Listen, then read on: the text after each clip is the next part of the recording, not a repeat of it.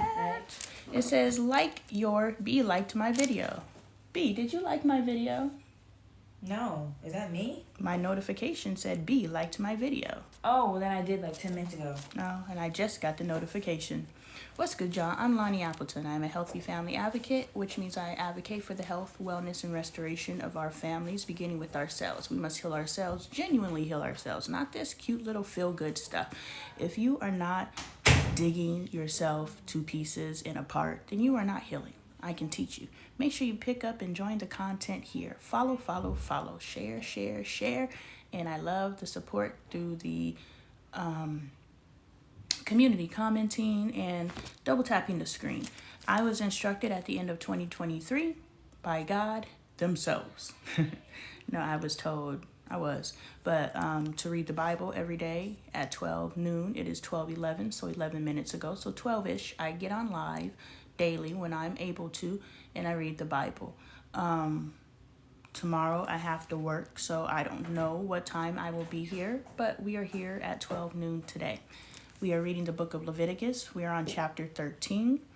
And we just talk about what we've read. So today we're going to talk about regulations about defiling skin diseases.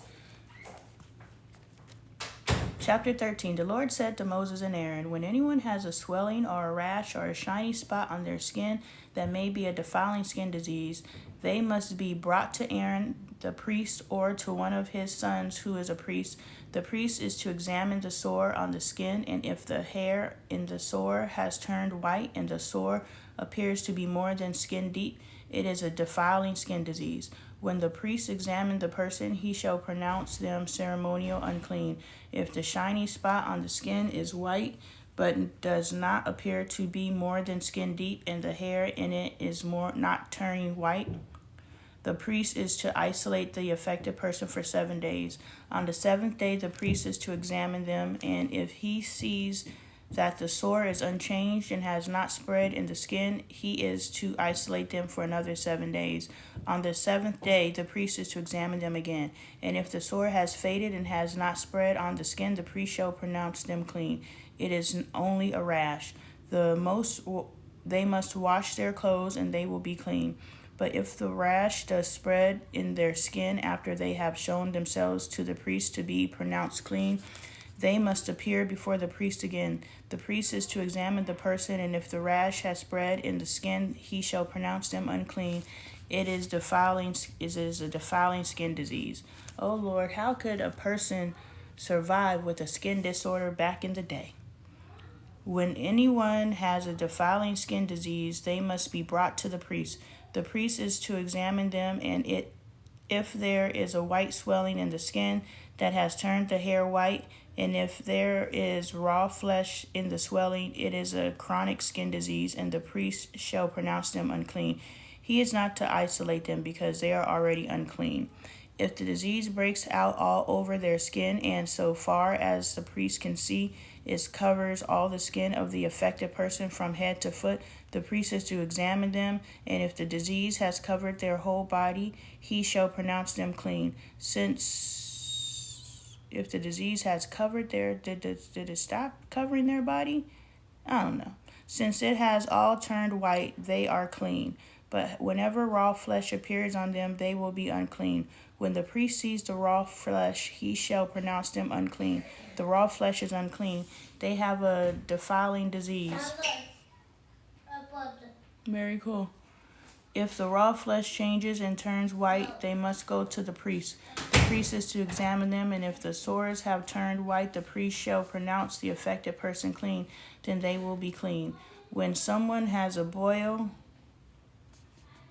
in their skin and it heals, and in its place where the boil was, a white swelling or reddish white spot appears, they must present themselves to the priest. The priest is to examine it, and if it appears to be more than skin deep and the hair in it has turned white, the priest shall pronounce the person unclean. It is a defiling skin disease that has broken out where the boil was. But if when the priest examines it, there is no white hair in it, and it is not more than skin deep and has faded, then the priest is to isolate them for 7 days. If it is spreading in the skin, the priest shall pronounce them unclean. It is a defiling disease. But if the spot is unchanged and has not spread, it is only a scar from the boil, and the priest shall pronounce them clean. When someone has a burn on their skin and a reddish white or white spot appears in the raw flesh of the burn, the priest is to examine the spot, and if the hair in it has turned white and it appears to be more than skin deep, it is a defiling disease that has broken out in the burn. The priest shall pronounce them unclean. It is a defiling skin disease. But if the priest examines it and there is no white hair in the spot, and if it is not more than skin deep and has faded, then the priest is to isolate them for 7 days. On the seventh day, the priest is to examine that person, and if it's spreading in the skin, the priest shall pronounce them unclean. It is defiling skin disease. If, however, the spot is unchanged and has not spread in the skin, but has faded, it is swelling from the burn, and the priest shall pronounce them clean. It is only a scar from the burn. If a man or woman has a sore on their head or chin, the priest is to examine the sore, and if it appears to be more than skin deep and the hair in it is yellow and thin, the priest shall pronounce them unclean. It is a defiling skin disease in the head or the chin, on the head or the chin. But if, when the priest examines the sore, it does not seem to be more than skin deep, and there is no black hair in it, then the priest is to isolate the affected person for 7 days. On the seventh day, the priest is to examine the sore, and if it has not spread, and there is no yellow hair in it, and it does not appear to be more than skin deep, then the man or woman must shave themselves except for the affected area, and the priest is to keep them isolated for another 7 days. On the seventh day, the priest is to examine the sore, and if it has not spread in the skin and appears to be no more than skin deep, the priest shall pronounce them clean. They must wash their clothes, and they will be clean. But if the sore does spread in the skin after they are pronounced clean, the priest is to examine them, and if he finds that the sore has spread in the skin, he does not need to look for yellow hair. They are unclean. If, however, the sore is unchanged so far as the priest can see, and if black hair has grown in it, the affected person is healed. They are clean, and the priest shall pronounce them clean. When a man or woman has white spots on the skin, the priest is to examine them, and if the spots are dual white, it is a harmless rash that has broken out on the skin. They are clean. A man who has lost his hair and is bald is clean. If he has lost his hair from the front of his scalp and has a bald forehead, he is clean. But if he has a reddish white sore on his bald head or forehead, it is a defiling disease breaking out on his head or forehead. The priest is to examine him, and if the swollen sore on his head or forehead is reddish white like a defiling skin disease, the man is diseased and is unclean. The priest shall pronounce him unclean before the sore on his head, because of the sore on his head. Anyone with such defiling disease must wear torn clothes. Let their hair be unkept. Cover the lower part of their face and cry out, unclean, unclean. As long as they have the disease, they remain unclean. They must live alone. They must live outside the camp. Well, at least they don't have to die, you know. I was thinking last night, I was like, the difference between God and Jesus is the difference between Malcolm and Martin. Like, God played no games. Jesus forgave 77 times. Like, Jesus was Martin, or Jesus is, I don't know, not embodying, like, for real reincarnation, but I'm just saying, like, the energy, Martin had Jesus energy and Malcolm had God energy, because God don't play no games. God don't ask no questions. God just pull up and handle business. Regulations about defiling molds. As for any fabric that is spoiled with the defiled mold, any woolen or linen clothing, any woven or knitted material of linen or wool, any leather or anything made of leather, if the affected area in the fabric, the leather, the woven or knitted material, or any leather article is greenish or reddish, it is a defiling mold and must be shown to the priest. The priest got to look at a lot of stuff. The priest is to examine the affected area and isolate the article for 7 days. On the seventh day, he is to examine it. That puts a whole lot on a person. I'm thinking the priest, but think about your kids. Your kids come to you for everything. So if your knowledge of everything is limited, like you got to know a little bit about something, or at least know how to go get some answers, or know who to go to get the answers. Like you can't be so just I don't know, because your kids are going to come to you for everything. And if you are I don't know, then your kids are going to stop coming to you because they can't get answers from you. And because they can't get answers from you, they're going to start going to the streets. So you have to bone yourself up enough just to be able to raise kids. So your knowledge attainment, even knowing that you don't know, is knowledge attainment. I always tell people, y'all need to know, let me know 24 hours in advance if you want me to do something, because doing nothing is doing something for me.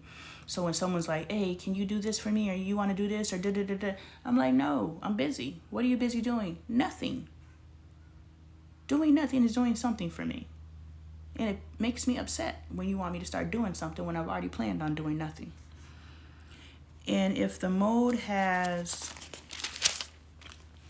spread in the fabric, the woven or knitted material, or the leather, whether its use is a persistent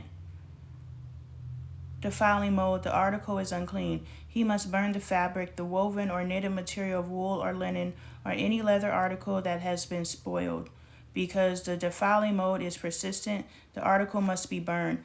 But if, when the priest examines it, the mold has not spread in the fabric, the woven or knitted material, or the leather article, he shall order that the spoiled article be washed. Then he is to isolate it for another 7 days. After the article has been washed and the priest examines it again, and if the mold has not changed its appearance, even though it has not spread, it is unclean. Burn it no matter which side of the fabric has been spoiled. If, when the priest examines it, the mold has faded after the article has been washed, he is to tear the spoiled part out of the fabric, the leather, or the woven or knitted material. But if it reappears in the fabric, in the woven or knitted material, or in the leather article, it is a spreading mold. Whatever has the mold must be burned. Any fabric, woven or knitted material, or any leather article that has been washed and is rid of the mold must be washed again. Then it will be clean. These are the regulations concerning defiling molds in woolen or linen clothing, woven or knitted material, or any leather article, for pronouncing them clean or unclean. Cleansing from defiling skin diseases. Chapter 14. The Lord said to Moses, these are the regulations for any diseased person at the time of their ceremonial cleansing. When they are brought to the priest is to go outside the camp and examine them. Okay, I'm going to just start speed reading, my version of speed reading, because I don't think there's anything here that I need to take in that is literally on these pages. It's just me getting through this, so we're going to get through it. If they have been healed of their defiling skin disease, the priest shall order the 2 live clean birds and some cedar wood, scarlet yarn, and hyssop be brought for the person to be cleansed. Then the priest shall order that one of the birds be killed over fresh water in the clay pot. He is then to take the live bird and dip it together with the cedar wood, the scarlet yarn, and the hyssop into the blood of the bird that was killed over the fresh water 7 times. He shall sprinkle the one to be cleansed and the defiling disease, and then pronounce them clean. After that, he is to release the live bird on the open fields. The person is to be cleansed, must wash their clothes, shave off all their hair, and bathe with water. Then they will be ceremonial clean. After that, they may come into the camp, but they must stay outside their tents for 7 days. On the 7th day, they must shave off all of their hair. They must shave their head, their beard, their eyebrows, and the rest of their hair. They must wash their clothes and bathe themselves with water, and they will be clean. On the 8th day, they must bring 2 male lambs and 1 ewe lamb, a year old, each without defect, along with 3/10 of the ephah of the finest flour mixed with olive oil for a grain offering, and 1 log of oil. The priest who pronounces them clean shall present both the one to be cleansed and their offerings before the Lord at the entrance of the tent of the meeting. Then the priest is to take the one of the male lambs and offer it as a guilt offering along with the log of oil. he shall wave them before the Lord as a wave offering. He is to slaughter the lamb as the sanctuary area where the sin offering and the burnt offering are slaughtered. Like the sin offering, the guilt offering belongs to the priest. It is most holy. The priest is to take some of the blood of the guilt offering and put it on the lobe of the right ear of the one to be clean, and the thumb of the right hand, and the big toe of their right foot. The priest shall then take some of the log of oil, pour it on the palm of his own left hand, dip his forefinger into the oil in his palm, and with his finger sprinkle some of it before the Lord 7 times. The priest is to put some of the oil remaining in his palm on the lobe of the right ear of the one to be cleaned, and on the thumb of the right hand, and on the big toe of the right foot, on top of the blood of the guilt offering.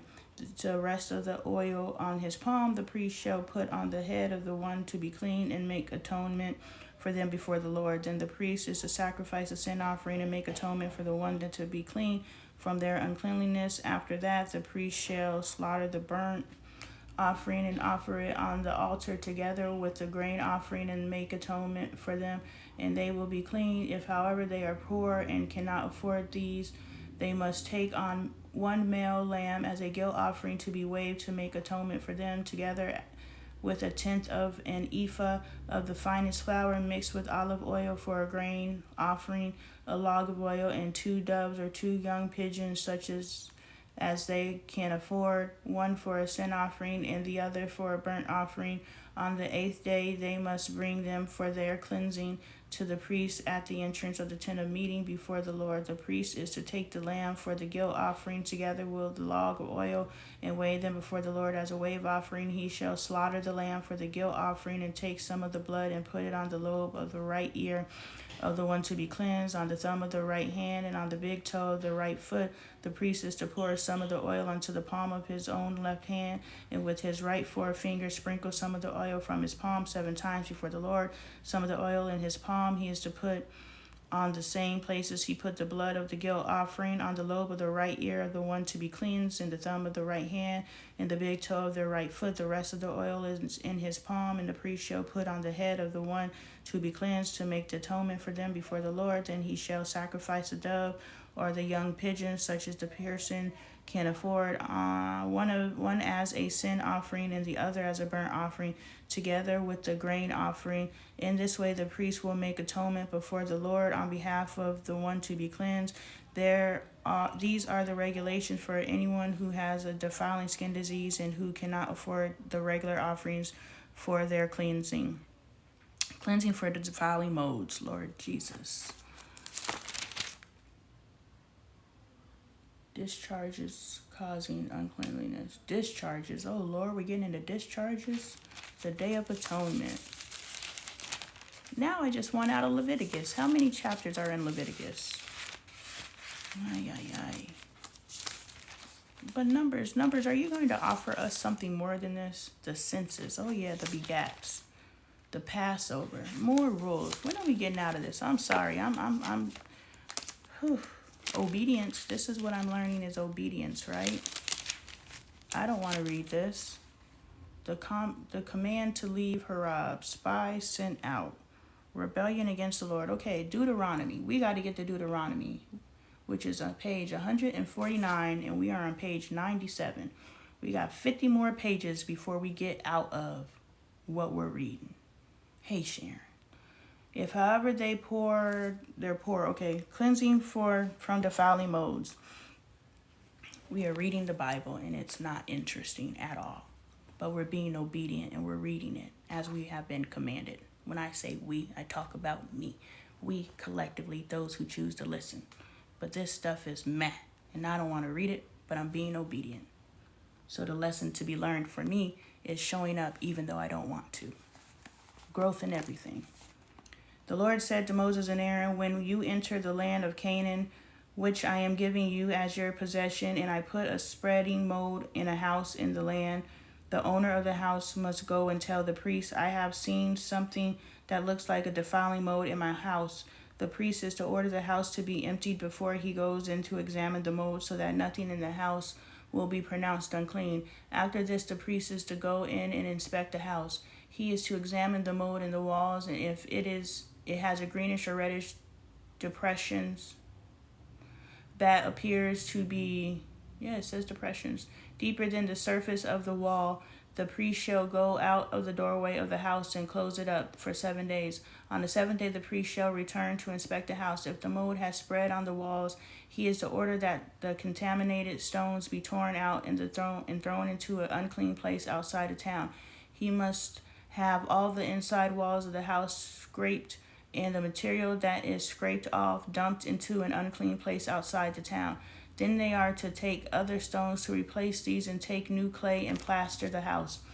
If the defiling mold reappears in the house after the stones have been torn out and the house scraped and plastered, the priest is to go to examine it, and if the mold has spread in the house, it is a persistent defiling mold and the house is unclean. It must be torn down, its stones, timbers, and all the plaster, and taken out of the town to an unclean place. Anyone who goes into the house while it is closed up will be unclean till evening. Anyone who sleeps or eats in the house must wash their clothes. But if the priest comes to examine it and the mold has not spread after the house has been plastered, he shall pronounce the house clean, because the defiling mold is gone. To purify the house, he is to take 2 birds, some cedar wood, scarlet yarn, and hyssop. He shall kill one of the birds over fresh water in a clay pot. Then he is to take the cedar wood, the hyssop, the scarlet yarn, and the live bird, dip them into the blood of the dead bird and the fresh water, and sprinkle the house 7 times. He shall purify the house with the bird's blood, the fresh water, the live bird, and cedar wood, the hyssop, and the scarlet yarn. Then he is to release the live bird in the open fields outside the town. In this way he will make atonement for the house, and it will be clean. These are the regulations for any defiling skin diseases, for a sore, for defiling mold in fabric and in the house, and for a swelling or a rash or a shiny spot, to determine when something is clean or unclean. These are the regulations for defiling skin diseases and defiling molds. Chapter 15, Discharges Causing Uncleanliness. Oh Lord, I don't want to read about no dang discharges, especially discharges that was happening back then. I'm sure they were different than the discharges. A discharge is a discharge. Let's go. The Lord said to Moses and Aaron, "Speak to the Israelites and say to them, when any man has an unusual bodily discharge, such as a discharge is unclean, whether it continues flowing from his body or is blocked, it will make him unclean. This is how his discharge will bring about uncleanliness. Any bed the man with a discharge lies on will be unclean, and anything he sits on will be unclean. Anyone who touches his bed must wash their clothes and bathe with water, and they will be unclean till evening. Whoever sits on anything that the man with the discharge sat on must wash their clothes and bathe with water, and they will be unclean until evening. Whoever touches the man who has a discharge must wash their clothes and bathe with water, and they will be unclean till evening. If the man with the discharge spits on anyone who is clean, they must wash their clothes and bathe with water, and they will be unclean till evening. Anything the man sits on when ridden will be unclean. And whoever touches any of the things that were under him will be unclean till evening. Whoever picks up those things must wash their clothes and bathe with water. They will be unclean till evening. Anyone the man with a discharge touches without rinsing his hands with water must wash their clothes and bathe with water, and they will be unclean till evening. A clay pot that the man touches must be broken, and any wooden article to be rinsed with water.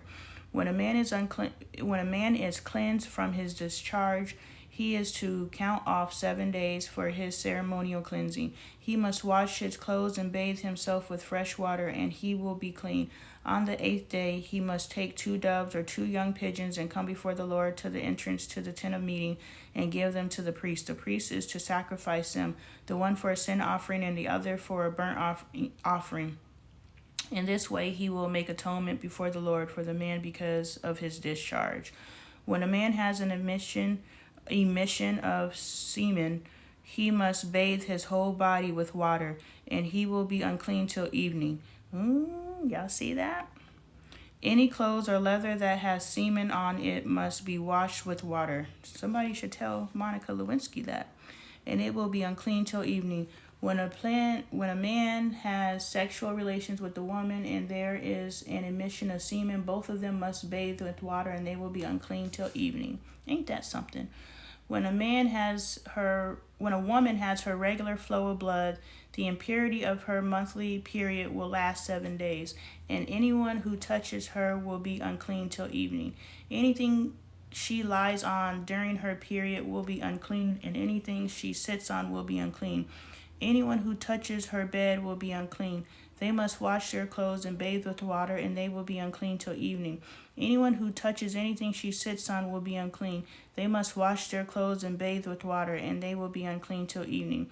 Whether it is the bed or anything she was sitting on, when anyone touches it, they will be unclean till evening. If a man has sexual relations with her on her monthly flow, and her monthly flow touches him, he will be unclean for 7 days.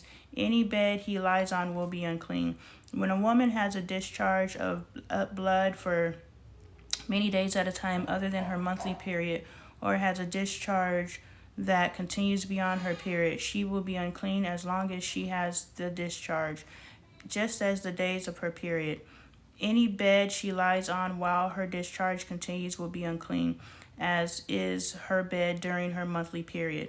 And anything she sits on will be unclean as during her period. Anyone who touches them will be unclean. They must wash their clothes and bathe with water, and they will be unclean till evening.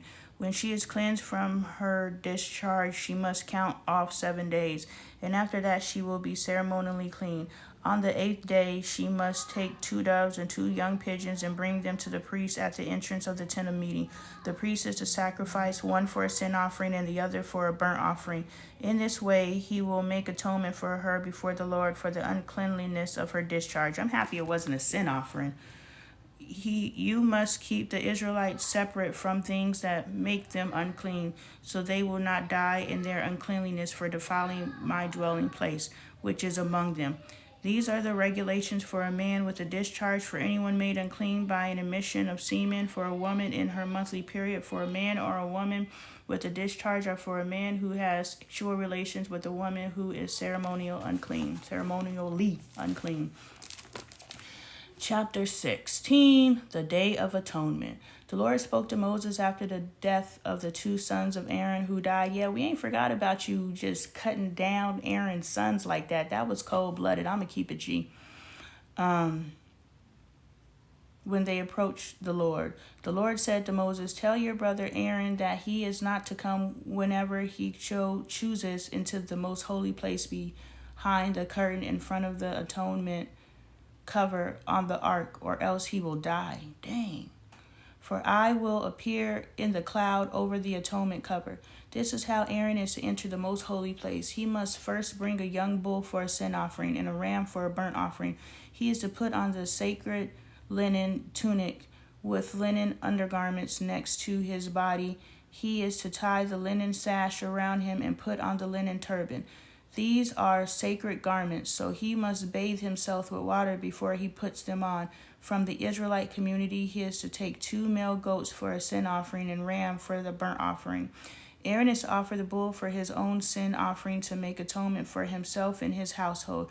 Then he is to take the 2 goats and present them before the Lord at the entrance to the tent of meeting.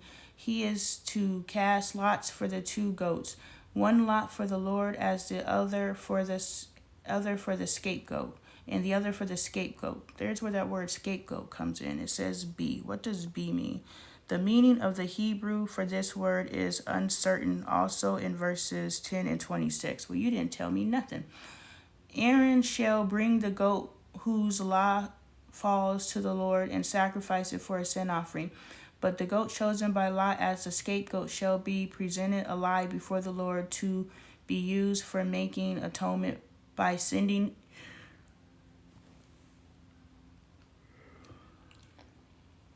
it into the wilderness as a scapegoat.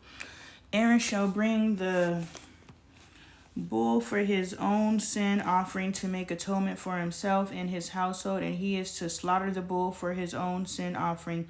He is to take a censer full of burnt coal from the altar before the Lord and 2 handfuls of finely ground fragrant incense and take them behind the curtain. He is to put the incense on the fire before the Lord, and the smoke of the incense will conceal the atonement cover above the tablet of the covenant law, so that he will not die. He is to take some of the bull's blood and with his finger sprinkle it on the front of the atonement cover. Then he shall sprinkle some of it with his finger 7 times before the atonement cover. He shall then slaughter the goat for the sin offering for the people and take its blood behind the curtain and do with it as he did with the bull's blood. He shall sprinkle it on the atonement cover and in front of it. In this way he will make atonement for the most holy place because of the uncleanliness and rebellion of the Israelites. Whatever their sin has been, he is to do the same for the tent of meeting which is among them in the midst of their uncleanliness. No one is to be in the tent of meeting from the time Aaron goes in to make atonement to the most holy place until he comes out, having made atonement for himself, his household, and the whole community of Israel. Then he shall come out to the altar that is before the Lord and make atonement for it. He shall take some of the bull's blood and some of the goat's blood and put it on all the horns of the altar. He shall sprinkle some of the blood on it with his finger 7 times to cleanse it and to consecrate it from the uncleanliness of the Israelites. When Aaron has finished making atonement for the most holy place, the tent of meeting, and the altar, he shall bring forward the live goat. He is to lay both hands on the head of the live goat and confess over it all the wickedness and rebellion of the Israelites, all their sins, and put them on the goat's head. Dang. What happens to the goat? He shall send the goat away into the wilderness in the care of someone appointed for the task. The goat will carry on itself all their sins to a remote place, and then the males shall release it into the wilderness. Whew, I thought they was going to kill the goat. The goat ain't did nothing. I'm happy they didn't kill the goat. Then Aaron is to go into the tent. So is this the scapegoat? Now I got to Google the word scapegoat. I don't have a dictionary. And I can't use my phone right now. Scapegoat. Scapegoat is a way out of things. A scapegoat is you're utilizing this as a scapegoat. So you're using this as something to put the blame on in order to get out of something. So if Aaron is putting all the sins on the goat and then the goat is being sent out into the wilderness, they are putting everything on it. So that's where the figure of speech scapegoat comes from. That's pretty cool. Then Aaron is to go into the tent of meeting and take off the linen garments he put on before he entered the most holy place, and he is to leave them there.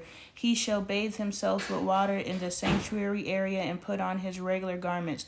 Then he shall come out the sanctuary and sacrifice the burnt offering to himself and the burnt offering for the people to make atonement for himself and for the people. He shall also burn the fat of the sin offering on the altar. The man who releases the goat as a scapegoat must wash his clothes and bathe himself with water afterward, and he may come into the camp. The bull and the goat for the sin offerings, whose blood was brought into the most holy place to make atonement, must be taken outside the camp. Their hides, flesh, and intestines are to be burned up. The man who burns them must wash his clothes and bathe himself with water. Afterward, he may come into the camp. This is to be a lasting ordinance for you. On the 10th day of the 7th month, you must deny yourself and not do any work, whether native born or a foreigner residing among you, because on this day atonement will be made for you to cleanse you. Then before the Lord you will be clean from all your sins. It is a day of Sabbath rest, and you must deny yourself. It is a lasting ordinance. The priest who is anointed and ordained to succeed his father as high priest is to make atonement. He is to put on the sacred linen garments and make atonement for the most holy place, for the tent of meeting and the altar, and for the priests and all the members of the community. This is to be a lasting ordinance for you. Atonement is to be made once a year for all the sins of the Israelites, and it was done as the Lord commanded Moses. Eating blood forbidden. Chapter 17. The Lord said to Moses, "Speak to Aaron and his sons and to all the Israelites and say to them, this is what the Lord has commanded. Any Israelite who sacrifices an ox, a lamb, a goat, or a goat in the camp or outside of it, instead of bringing it to the entrance to the tent of meeting to present it as an offering to the Lord in front of the tabernacle of the Lord, that person shall be considered guilty of bloodshed. They have shed blood and must be cut off from their people. This is so that the Israelites will bring to the Lord the sacrifices that they are now making in the open fields." Y'all still want to do things your own way. God don't like that. "They must bring them to the priest, that is to the Lord, at the entrance to the tent of meeting, and sacrifice them as fellowship offerings. The priest is to splash the blood against the altar of the Lord at the entrance to the tent of meeting and burn the fat as an aroma pleasing to the Lord. They must no longer offer any of their sacrifices to the goat idols to whom they prostitute themselves. This is to be a lasting ordinance for them and for the generations to come. Say to them, any Israelite or any foreigner residing among them who offers a burnt offering or sacrifice and does not bring it to the entrance to the tent of meeting to sacrifice it to the Lord must be cut off from their people of Israel. I will set my face against any Israelite or any foreigner residing among them who eats blood, and I will cut them off from the people. For the life of the creature is in the blood, and I have given it to you to make atonement for yourself on the altar. It is the blood that makes atonement for one's life. Therefore I say to the Israelites, none of you may eat blood, nor may any foreigner residing among you eat blood." This is probably where they talk about people eating rare and medium rare food. "Any Israelite or any foreigner residing among you who hurts any animal or bird that may be eaten must drain out the blood and cover it with earth, because the life of every creature is its blood." Ooh, I'm making a connection really quick. Hold on.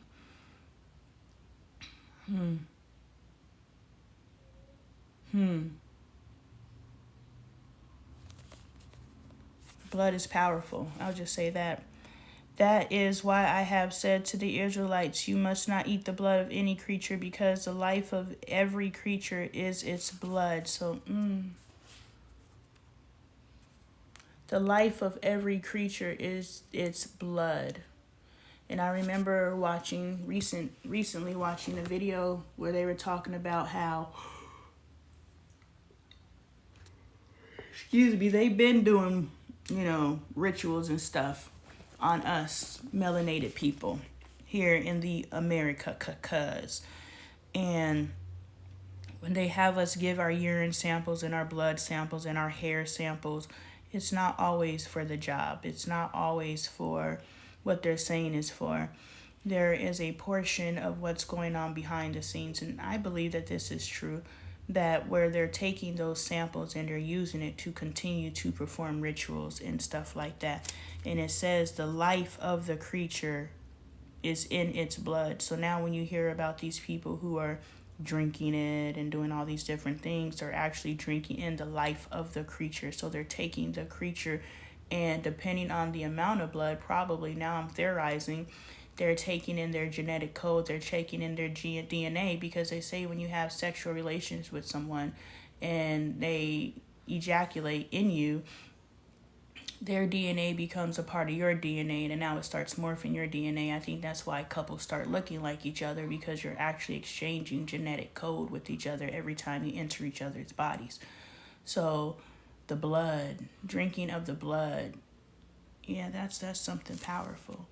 Now, I'm not going to do it. I'm not saying any of those things. I'm not saying, ooh, nothing like that. I'm just thinking all the things that they say, like in these, expose YouTube videos where they're just like, and they're having all these blood ceremonies. I can see, because it says it right here, the power of the creature is in the blood. So now I can see why people believe consuming the blood of others is giving them power. And it might. It says that it does. Not that it gives them power, but they are taking in that creature through the blood. It just took my brain a whole bunch of different places. "You must not eat the blood of any creature, because the life of every creature is in its blood. Anyone who eats it must be cut off.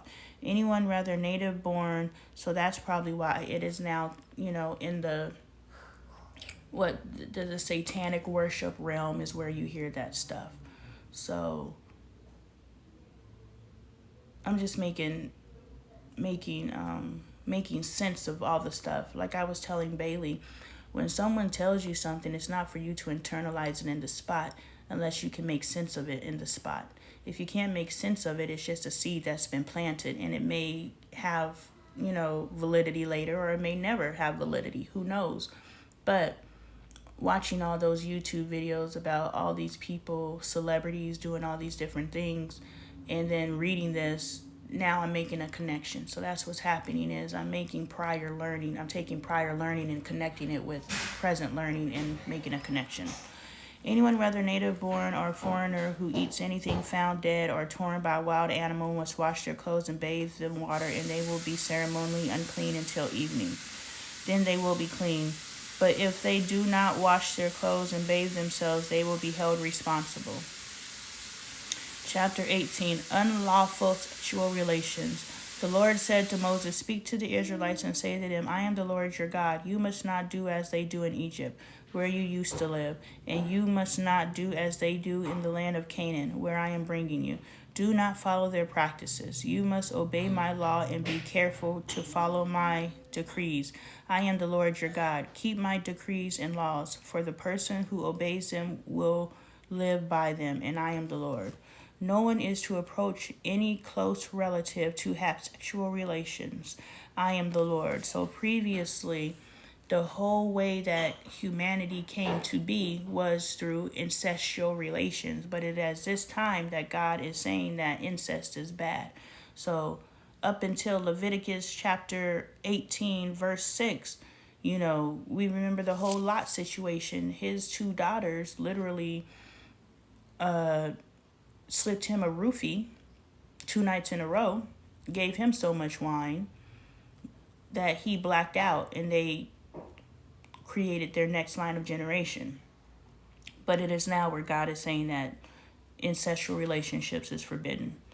I am the Lord. Do not dishonor your father by having sexual relations with your mother. She is your mother. Do not have relations with her. Do not have sexual relationships with your father's wife. That would be dishonoring your father. Do not have sexual relations with your sister. Please leave. Either your father's daughter or your mother's daughter, whether she was born in the same home or elsewhere. Do not have sexual relations with your son's daughters or your daughter's daughters. That would dishonor you. Do not have sexual relations with daughters of your father's wife, born to your father. She is your sister. Do not have sexual relations with your father's sister. She is your father's close relative. Bye. Or see you later. Do not have sexual relationships with your mother's sister. She is your mother's close relative. Do not dishonor your father's brother by approaching his wife to have sexual relations. She is your aunt. Do not have sexual relations with your daughter-in-law. She is your son's wife. Do not have relations with her.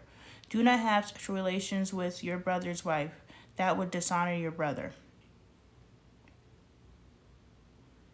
Do not have sexual relations with both a woman and her daughter. Do not have sexual relations with either her son's daughter or her daughter's daughter. They are your close relatives. This is wickedness. In the song, that 2 Chainz song comes to mind. I could jigger out those zannies. What is that song called? I like that song, but that's what he's talking about in that song. He was like, I could get your mama. I could old enough to your mama, young enough to your daughter, old enough, granny. I could jigger out those zannies. I don't know what that song. Y'all know what song I'm talking about. 2 Chainz. That is wickedness. Do not take your wife's sister as a rival wife and have sexual relations with her while your wife is living. Do not approach a woman to have sexual relations during the uncleanliness of her monthly period. Do not have sexual relations with your neighbor's wife and defile yourself with her. Do not give any of your children to be sacrificed to Molech, for you must not profane the name of your God. I am the Lord. Do not have sexual relations with a man as one does with a woman. That is detestable. Do not have sexual relations with an animal and defile yourself with it. A woman must not present herself to an animal to have sexual relations with it. That is a perversion. Do not defile yourself in any of these ways, because this is how the nations that I am going to drive out before you became defiled. Even the land was defiled, so I punished it for its sin, and the land vomited out its inhabitants. But you must keep my decrees and my laws. The native born of the foreigners residing among you must not do any of these detestable things, for all these things were done by the people who lived in the land before you, and the land became defiled. And if you defile the land, it will vomit you out as it vomited out the nations that were before you. Everyone who does any of these detestable things, such as persons, must be cut off from their people. Keep my requirements and do not follow any of the detestable customs that were practiced before you came, and do not defile yourself with them. I am the Lord your God. That gave me some thoughts that I will not share here, because I don't want my life to get cut, and my personal opinions are my personal opinions. But that was an interesting read. All right, we got 4 more minutes. I think I could bang out 19. The goal is to get through to page 150 as soon as possible. So we just gonna read, because we just gonna read. We on page 101. Let's go. Chapter 19. Various laws. The Lord said to Moses, "Speak to the entire assembly of Israel and say to them, be holy, because I, the Lord your God, am holy.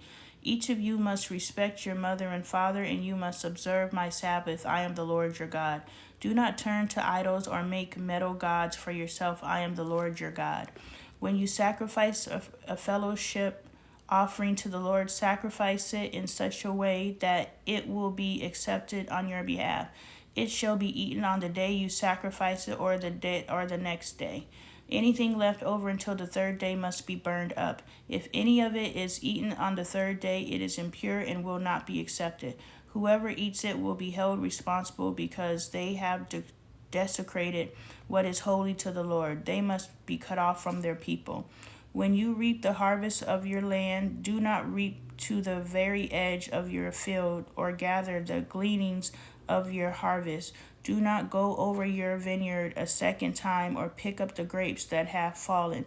Leave them for the poor and the foreigner. I am the Lord your God." Yesterday we were at the grocery store, and there was a individual who works at the grocery store, and they were stocking a shelf that was higher than them, right? They were short. And so I walked up to them and I was like, "Do you need me to put those up there for you?" And they were like, "Yeah, I appreciate it. I'll even give you $5 to do it." And I thought they were just talking, right? And so I put all the things up there, and we're talking back and forth and whatnot while I'm hanging the things up for them. And then when I finish, they reach in their pocket and they start counting money out. And I'm not paying attention, but Bailey is. And so Bailey's like, "Oh no, that's okay. You can keep your money." And I was like, "Oh, well, when we walked in, we were just talking about how I only have $30. And so is this someone where God was like, okay, here's $5. So I saw that perspective, but because Bailey said, never mind, I'm not going to go and be like, "Oh, no, I'm going to take your $5. You know what I'm saying? So I was like, "No, it's fine. You can keep your $5. The individual that I was with was like, "You guys need to stop denying your blessings." So I saw both sides of it. I saw where, we were just talking about, do we have enough money to even buy groceries? And so now this person, immediately after we looked at the money situation, is like, "I can give you $5. I was like, okay, so I can see how a problem that we were just discussing being solved by this individual giving us $5. Okay, so I see the blessing of it. And I see how the individual we were with were like, "You need to stop denying your blessings." I can see that. But now on the other side, what I see is, from Bailey's perspective, is we don't need this person's $5. This person that is working at Fry's needs their $5. We don't need it. Yes, I only have $30 in my pocket, but the probability of me coming across money before this person comes across money is more high likely. And I don't need this person's money. I don't. You know what I'm saying? And so when I just read that when you are tilling your fields and doing all these different things, God's saying, don't be so miserly that you go and you take every last bit of it. Take every last bit of it. No, leave something for the poor. So how I made that parallel to what happened yesterday is, yes, I only have $30, but I'm not poor. I'm not broke. I'm none of these things. This is just the financial space that I'm in right now. I don't know what this individual's life situation is, but I understand that they're in a job that doesn't pay a lot of money. So chances are they need that $5 more than I need that $5. So why would I take from someone who I feel energetically actually needs that $5? You know what I'm saying? So I just thanked them. I was like, thank you for being a person of your word. You said that you would give me $5 and you're actually reaching in your pocket to give me $5. That wasn't just something you said. So in my mind, I'm like, you will be blessed regardless. You will be blessed if you gave that $5 to me. You will be blessed because you said you would do it and you actually made the motion to do it. So you're going to be blessed either way. I'm going to be blessed whether you gave that $5 to me, or I'm going to be blessed because I see beyond my own personal needs and I see that this person probably needs this $5 more than me. So I'm not going to till the field and take from the poor, take from those who need it simply because it was offered and simply because I can use it. Just because you can use it doesn't mean you take it, you know? And it's case by case, play by play. That $5 wasn't going to make or break me. Now, if they were like $50, I'd be like, oh, okay, I could use that $50. That would have paid for my ticket at the grocery store. But what I'm saying is, you know, there was a lot of lessons in the offering of the $5 and the refusal of the $5. And I align it with this verse that we just read here. Do not steal, do not lie, do not deceive one another, do not swear falsely by my name, and so profane the name of your God. I am the Lord. Do not defraud or rob your neighbor. Do not hold back the wages of a hired worker overnight. Do not curse the deaf or put a stumbling block in front of the blind, but fear your God. I am the Lord. Do not pervert justice. Do not show partiality to the poor or favoritism to the great, but judge your neighbor fairly. So judge your neighbor fairly. I didn't treat that person. I just used my spirit of discernment in that moment and also aligning with Bailey. I would have took the $5 if Bailey hadn't have said anything because that person intended to gift it to me. That was their honor. You don't stop someone from doing what they want to do. You know, I want to give this to you, so receive it if that is what is aligned with you. It's case by case, but because Bailey said what Bailey said, I aligned with what Bailey said. Either way, it would have been played either way. But there's a lot of lessons. That's all I can say is there's a lot of lessons in every interaction that you have. It can be played so many different ways, and every single way that it can be played is a lesson for you to learn from. Do not go about spreading slander among your people. So all of this gossiping that you guys are doing, you guys need to pull that back. You know what I'm saying? Do not do anything that endangers your neighbor's life. I am the Lord. Do not hate a fellow Israelite in your heart. Rebuke your neighbor frankly so you will not share in the guilt. Do not seek revenge or bear a grudge against anyone among your people, but love your neighbor as yourself. I am the Lord. Keep my decrees. Do not mate different kinds of animals. Ooh, all y'all people out there splicing together all these different DNA and genetics, y'all doing something. Do not plant your field with two kinds of seed. Do not wear clothing woven of two kinds of material. If a man sleeps with a female slave who is promised to another man, but who has not been ransomed or given her freedom, there must be due punishment. Excuse me, boys. Please sit down. Especially you, Michael. Yet they are not to be put to death because she had not been freed. The man, however, must bring a ram to the entrance of the tent of meeting for a guilt offering to the Lord. With the ram of the guilt offering, the priest is to make atonement for him before the Lord for the sin he has committed, and his sin will be forgiven. When you enter the land and plant any kind of fruit tree, regard its fruit as forbidden. For 3 years you are to consider it forbidden. It must not be eaten. In the 4th year all its fruits will be holy, an offering of praise to the Lord. But in the 5th year you may eat its fruit. In this way your harvest will be increased. That's interesting. I'm going to ask Joseph about that. I am the Lord your God. Do not eat any meat with the blood still in it. Do not practice divination or seek omens. Ooh, I love a good sign from the angels, so I don't know about that. Verse 26, chapter 19, I don't know about that. Do not cut the hair at the sides of your head or clip off the edges of your beard. So, never mind. Do not cut your bodies for the dead or put tattoo marks on yourself. I am the Lord. Oh, Lord, I done did it now. Do not degrade your daughter by making her prostitute, or the land will turn to prostitution and be filled with wickedness. Observe my Sabbath and have reverence for my sanctuary. I am the Lord. Do not turn to mediums or seek out spiritists, for you will be defiled by them. I am the Lord your God. Oh, well, I'm a medium, so what shall I do with myself? You've given me this gift. Why do we have these gifts if we're not supposed to have them? You gave it to me. Stand up in the presence of the aged, show respect for the elderly, and revere your God. I am the Lord. When a foreigner resides among you in your land, do not mistreat them. The foreigner residing among you must be treated as your native born. Love them as yourself, for you were foreigners in Egypt. I am the Lord your God.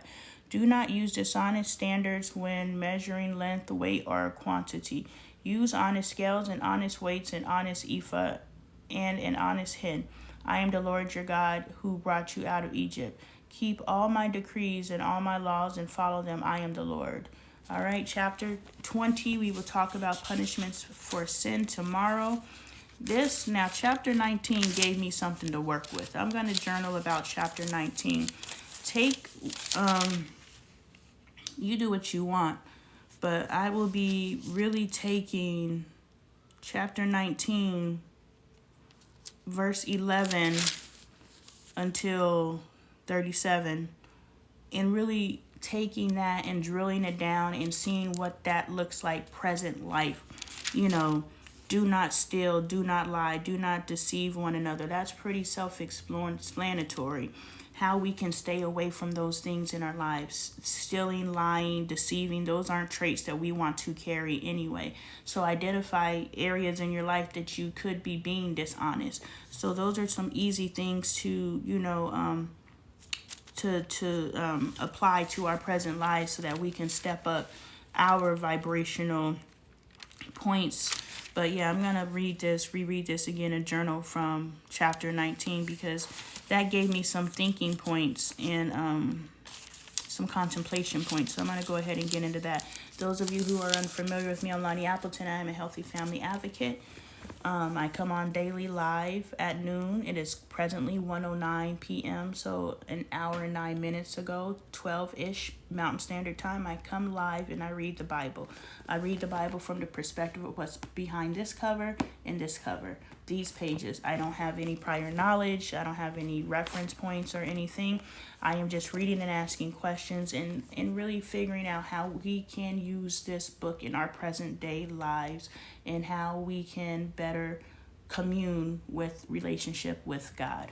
I'm not here to argue the validity of this book. I'm not here to argue, read it, don't read it. If you don't read it, then probably don't sit in my Bible study. If you do read it, I just feel people like us who walk in the spiritual community, we have been told that we feel because this book is associated with the religion that we disassociated with this book. But this book is not the religion. The religion utilizes this book. So what's in here is what I want to know. And so that's why I'm reading it. And those who are curious can also join in daily, Monday through Saturday, 12 p.m. Mountain Standard Time, unless something else happens. that prevents me from reading. Tomorrow I have to work. I'm not sure what time I'll get off, but I will read afterwards if time permits. Also, you can always support the community. You can donate directly to the community through the Cash App, which is link in bio, Lonnie Appleton. You can also purchase the merch. I have pillows, cups, shirts with unique sayings. I am an artist, so a lot of my merch features my art.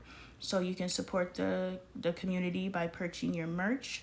You can purchase my books. I am a 2-time published author. One is urban fiction, the Domino series. So if you're into urban fiction and spicy kind of content with a purpose, I have the Domino series, Sherry Tate.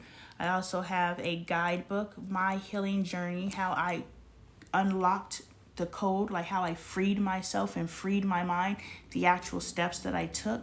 I have that book available, What's the Best That Can Happen. That is for purchase on Amazon. Just make sure the seller is Lonnie Taylor.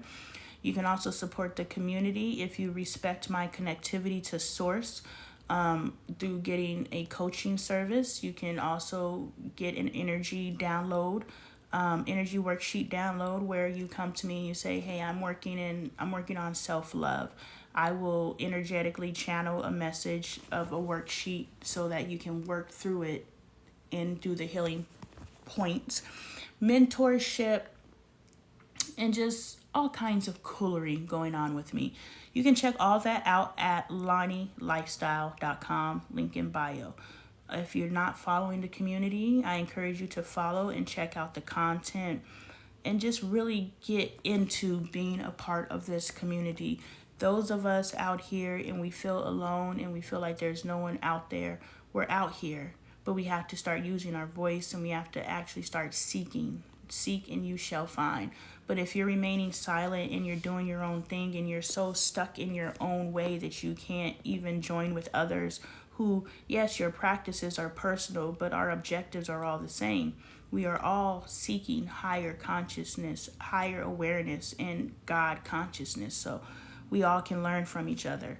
I will see you guys tomorrow. Have a great day.